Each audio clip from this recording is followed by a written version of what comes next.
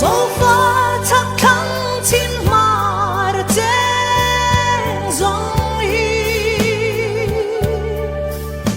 thả tu thu hun chul khát qua về căn mi lại lệ bay tê mà ra thả đâu mar tê phau ber bông in trong chẳng mấy lâu xe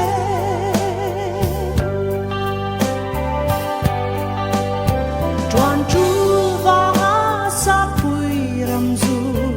cái bông ăn pian na dấu rắm loam vào căn ngài lệ chi anh đang và ngã đi lâu piana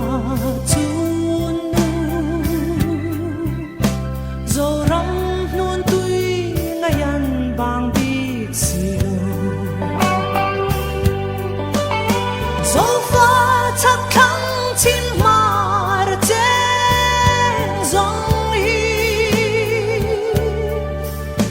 thả tu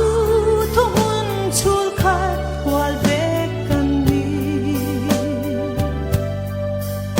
lại lệ bay tê mà ra thả đâu mar tê phau ber bông in trong chẳng mấy lâu xe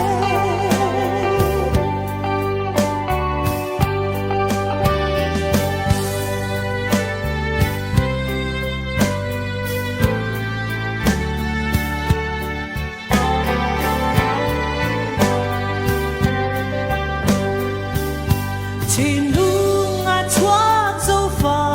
mi hoài sen tê trang chân thì ngóng mà pi